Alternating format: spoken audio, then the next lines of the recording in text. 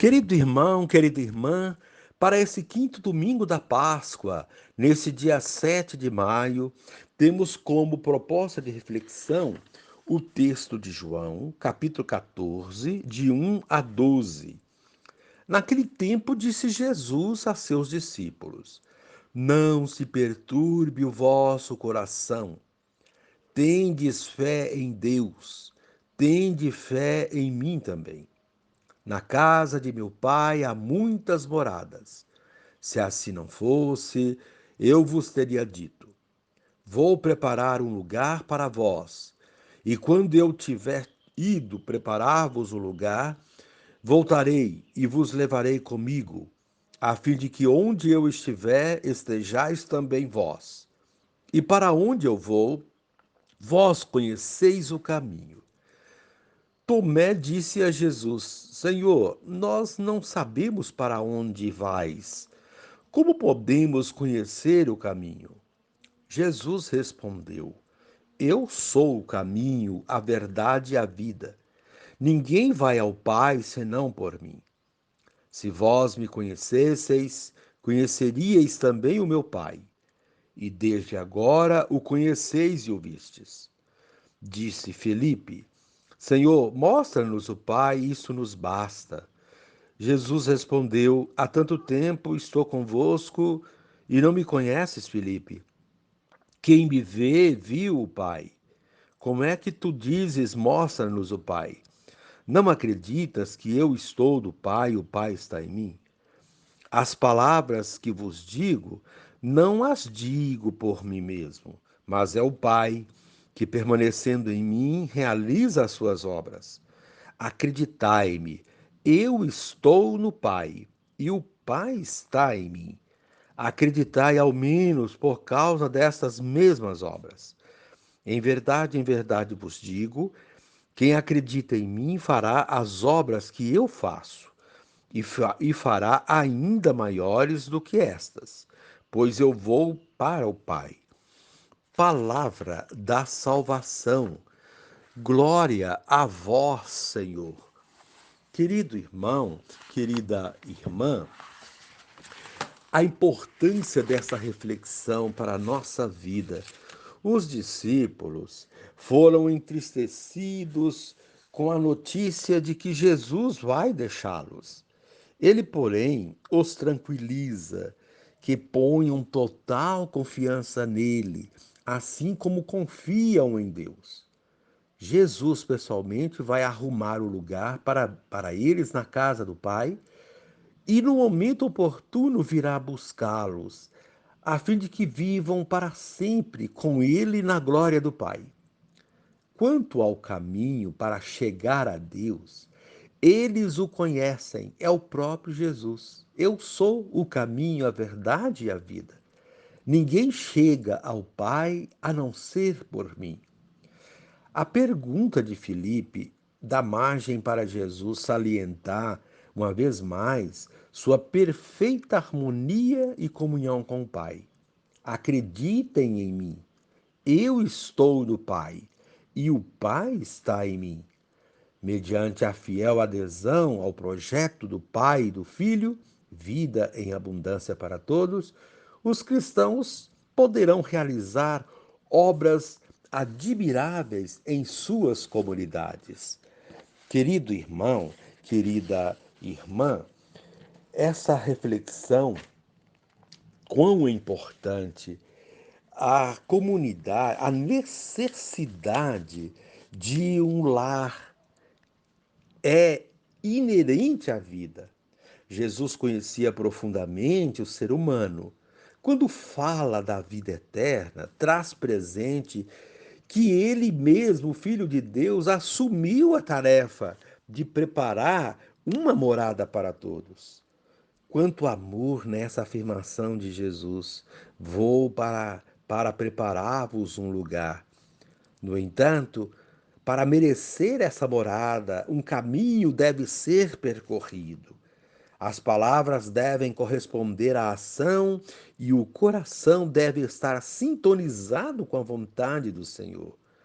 Para visualizar o rosto de Deus Pai, Basta reconhecer o semblante de Jesus. Para conhecer quem é Deus, não podemos usar somente a razão.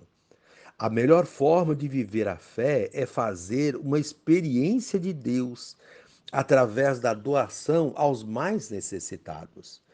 A proposta do dia, nosso modo de viver, garante o mérito de habitar a morada eterna. E encerrando este momento, rezemos juntos.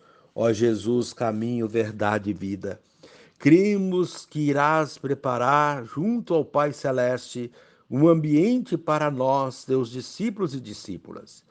Onde estiveres, estaremos também nós para sempre.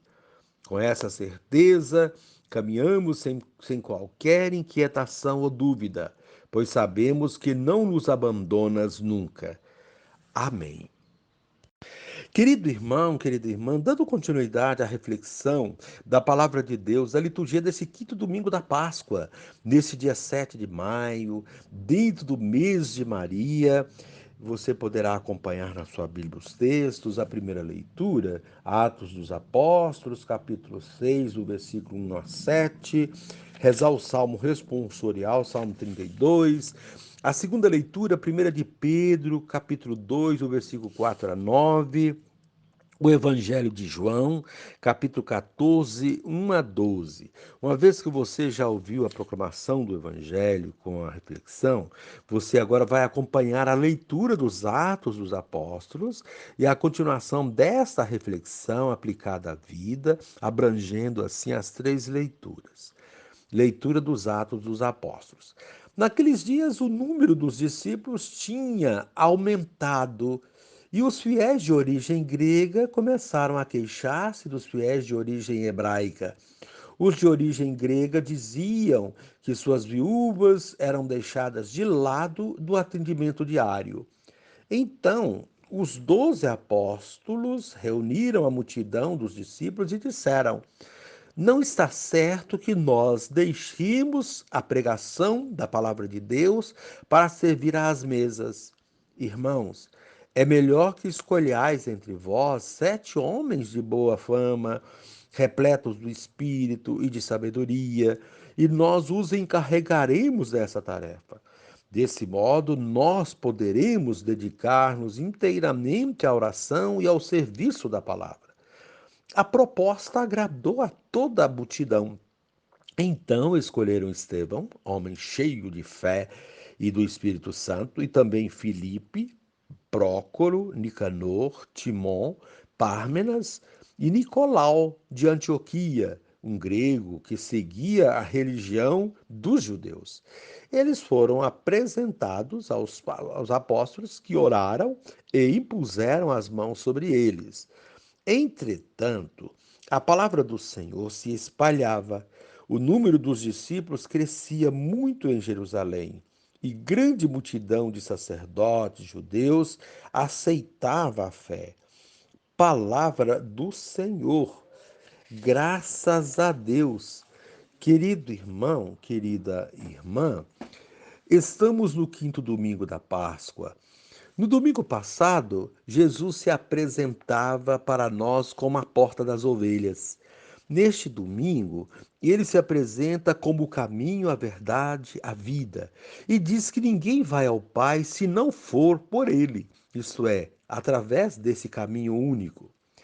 Vemos, portanto, que não se trata apenas de uma doutrina, de uma religião ou de uma igreja, mas de uma maneira de ser. Caminho lembra algo dinâmico, em transição, que se faz, isto é, que se constrói e se trilha, e não algo pronto, estático, sem ação. A expressão de Jesus, caminho, verdade e vida, revela três dimensões de algo único.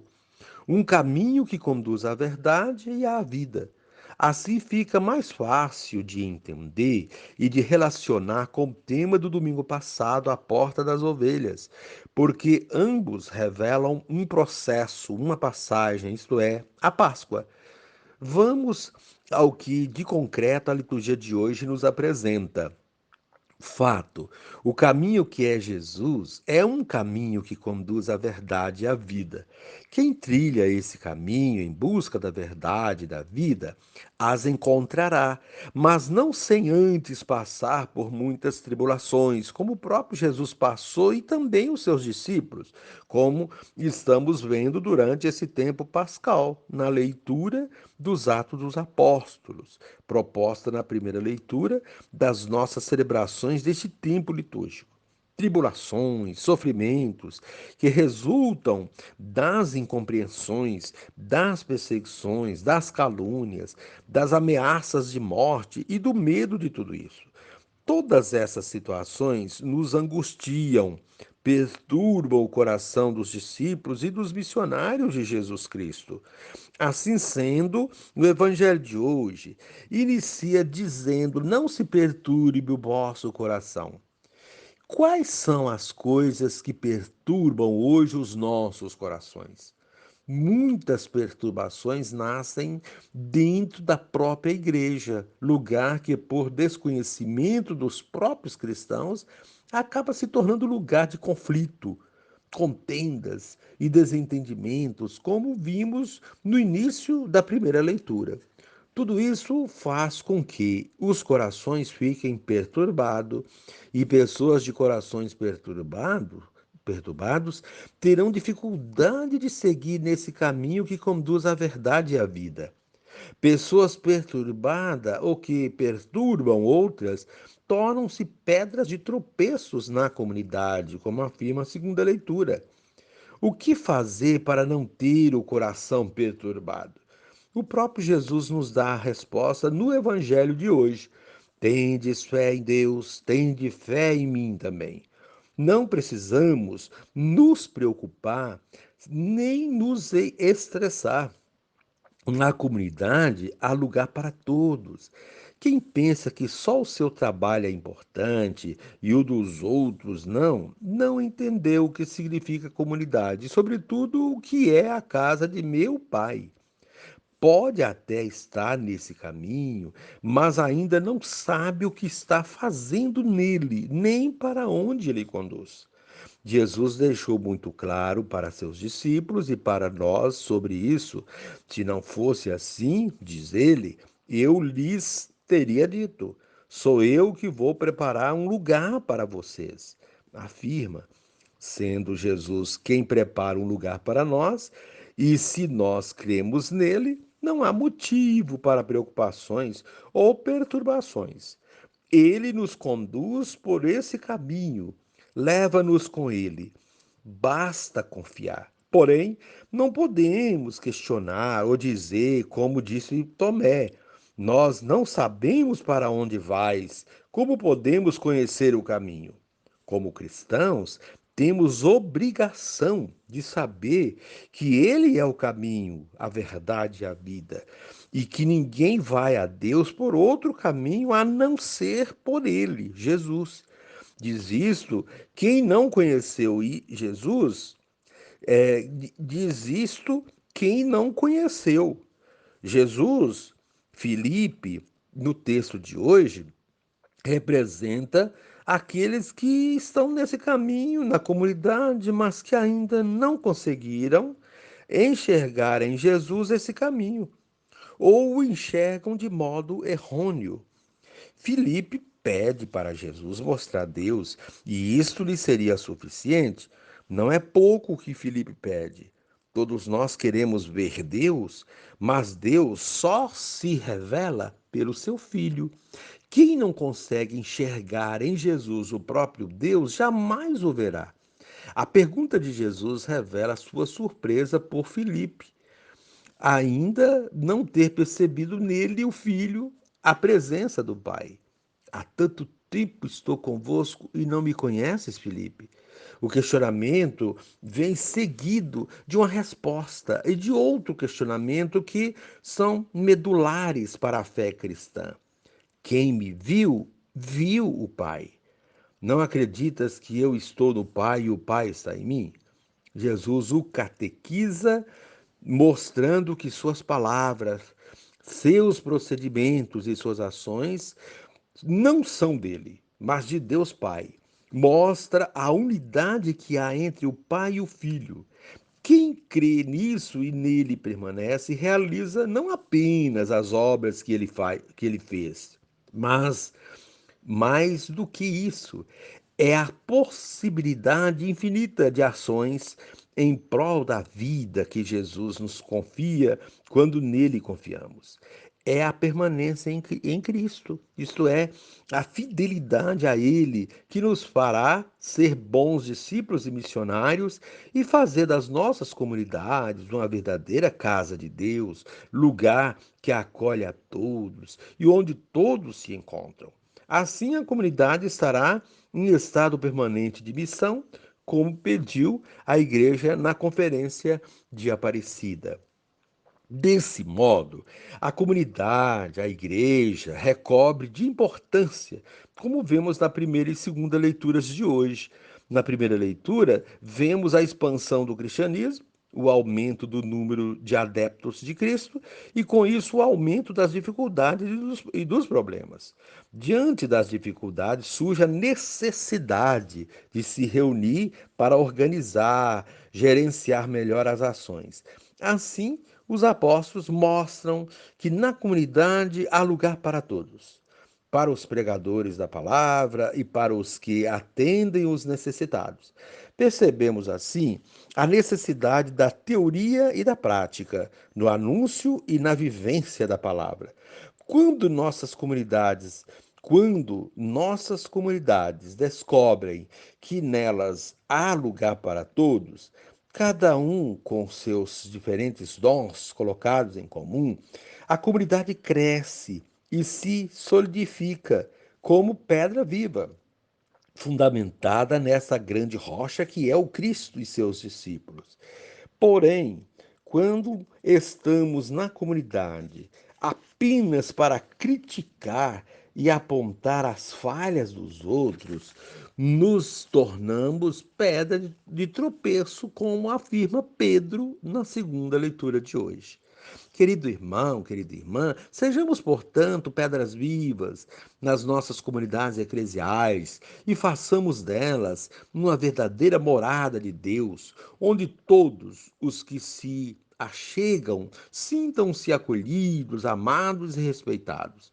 Um lugar onde se dissipam as perturbações do coração, para assim, na paz de Cristo, trilharmos por esse caminho de verdade e de vida.